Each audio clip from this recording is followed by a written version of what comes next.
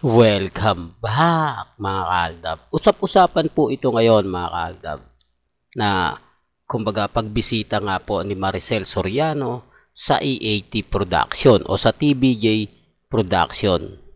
Alam nyo, sa totoo lang po mga kaaldab, ang dami na namang nabuhay, ang dami na naman pong kwento ang naglabasan ngayon. Sabi ko nga po sa inyo, pagdating sa mga bagay-bagay na ganyan, updated po tayo. Hindi naman lingid sa inyong kaalaman na talagang inaawitan na ni Madam Maricel Soriano ang TBJ na gusto niyang makatrabaho si Maine Polkerson. At siyempre, wala namang ibang sagot si Mengay kundi oo. Pero hindi nga po pumayag ang TBJ. Sabi ko nga po sa inyo, sila talaga may hawak. Kasi kung matatandaan nyo, noong mga panahon na gumawa po ng pelikula sina Carlo Aquino at Maine Mendoza ng Isa Pa With Feelings na laging wala si Mengay sa EAT, natakot ang TBJ. Real talk. Sinasabi nila na baka kumbaga mawala na si Mengay, tuloy-tuloy na yung mga maraming project na pumunta sa kanya, hindi na siya makabalik sa Itbulaga. Di po ba? Mala Alden Richards. Di po ba? Ang dami ng mga commercial. Sinasabi ko lang po ito para po sa kaalaman ng lahat. Kasi nung nawala po si Mengay sa Itbulaga tape o sa APT, ang laki ng kabawasan.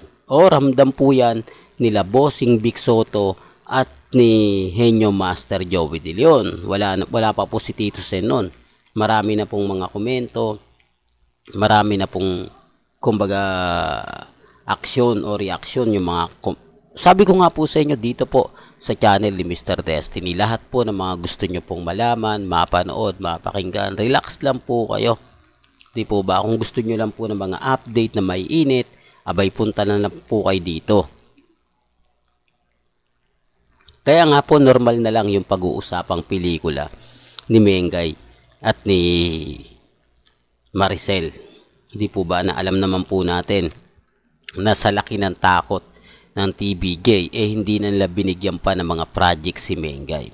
Kaya nga po balak talaga nilang mawala ang ALDA. Ba't hindi nila ginawa si Mengay ng trademark?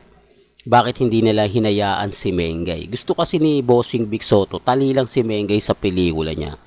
Para nga po raw hindi ito nami-miss ito kapag gumagawa sila ng pelikula sa isang taon, talagang tatangkilikin. Parang ang purpose ni Bossing, masabik sila kay Mengay na gagawa lang tayo every 1 year. Gagawa lang tayo kapag December 25. Di po ba? Totoo naman po kasi lahat po ng pelikula ni Bossing Vic Soto kasama niya si Mengay. At hindi na po nawala si Maine Polkerson. Although si Alden nawala, ilang pelikula nga po ba ang inilabas na hindi nga po kasama si Alden Richards ni Bossing. Para lang klaro, para alam din po ninyo. Kasi baka marami na naman magre-react dyan. Hindi po ba? Alam nyo naman po sa channel ni Mr. Destiny, maraming mga kwento, maraming mga ganito, maraming mga ganon. Di po ba? Sabi ko nga po sa inyo, kung yung pag-uusapan lang po yung update, di po ba? Kung nabigyan nga po ng pagkakataon si Maricel Soriano na makatrabaho si Mengay, mag-iiba, di po ba? Mas makikilala si Mengay kasi kumbaga kay Carlo Aquino talagang nag-boom siya di po ba? Talagang nag-boom siya kay Carlo Aquino. Kaya hindi na po pwedeng sabihin na, nako, ano yan? Hindi totoo yan. Di po ba? Kasi nag-boom siya Sabi ko nga po sa inyo, may mga bagay-bagay na mahirap nga po talagang ipaliwanag. Mahirap nga po talagang magsabi ng ganito, ganyan. Di po ba? Kasi ako, sa bagay na yan, kita nyo naman po pag ako nagbigay ng update, 101%, maraming nagko-komento na talagang totoo naman po. Di po ba? Sabi ko nga mag-iiba talaga yung sitwasyon. Kaya lang yung ayaw ng TBJ sakim si Bossing. Gusto niya, hawak niya lang si Mengay. Gusto niya na si Mengay lang yung, di po ba, na lagi nasa tabi niya. Real talk yan mga kaaldab. Sa mga ayaw maniwala, nire-respeto ko po kayo at ginagalang. Well, balikan, punta naman tayo kay Alden. Kumpirmado na nga po mga kaaldab, nagagawa nga po ng bagong project ang si Alden Richards sa Tambiba Films. Sabi ko nga po sa inyo, pagdating sa bagay na ganyan, updated tayo. Di po ba? Kaya wag po kayong basta-basta maniniwala at magpapadala sa mga sinasabit pahayag nila. Kumbaga, tutok lang po kayo dito para sa mga update pa. Di po ba? Kaya nga po ang tanong, sino nga po ba kaya ang makakatrabaho ni Alden Richards? Mga katanungang hanggang ngayon hindi pa natin alam mga kaaldab. Sabi ko nga po sa inyo, mahirap po muna mag-react, mahirap mag-komento. Bigla na lang tayong ginulat ni Alden Richards. Di po ba na una, nakita lang natin, nakausap niya si Boss Vic Del Rosario,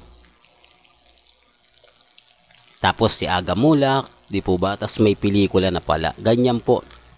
O may project na pala na niluluto. Hindi ko lang alam kung kasama ang GMA Kapuso, di po ba? Pwedeng artista lang nila yung kukunin, di po ba? Although sabihin natin Viva Films at si Alden lang. Pero sabi ko nga po sa inyo, may pelikula dati sina rito di po ba? Sila Bea Alonso at si Alden. Yung A Moment to Remember, napakagandang pelikula yon.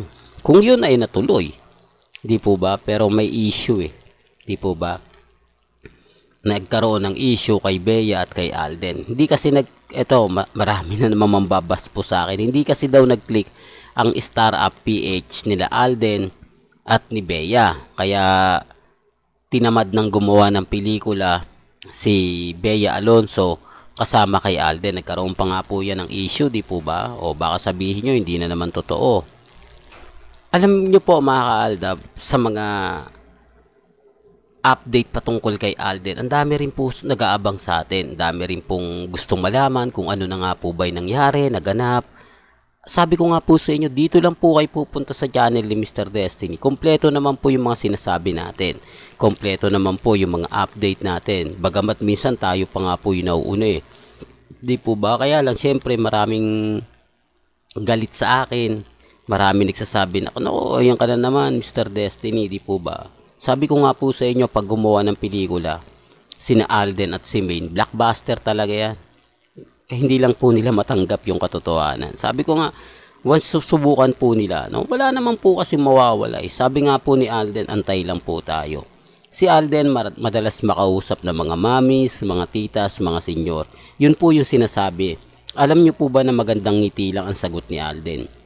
Di po ba? Tapos yung kwintas nga po niya, pinapakita niya kapag lumalabas siya. Pero kapag may mga TV commercial, taping, hindi niya talaga pinapakita. Doon pa lang may mali bakit hindi? Bakit kailangan sa labas pa may kita? Bakit hindi po pwede makita sa, kumbaga, telebisyon? Iba po kasi pagka nakita sa telebisyon, sa mga bali-balita, di po ba? Mas marami, milyon yung makita. Pero pagka sa labas siya, syempre, mga ilan lang po ang makakita at mga siguradong nagmamahal po lang sa kanya. Di po ba? Hindi siya yung tipong pagpepiestahan. Uy, ano yan, di po ba? Ayaw din ni Alden yun. Kaya nga po kapag nagtatanong, karamihan sa kanya yung mga mamis, mga titas, mga senyor sa event na pinuntahan ni Alden, gaya nga po ng Cinema Vicent, di po ba? Ang dami nagtatanong, kailan ba kayo gagawa ng pelikula ni Maine? Di po ba? Part 2 ng Alda, binaantay namin. Di po ba? Sabihin niya, antay lang. Gusto ko rin yan. Di po ba? Yung tipong may ngiti na gusto niya yung tanong mo. Hindi siya nakasimangot. Real talk to mga ka-Alda.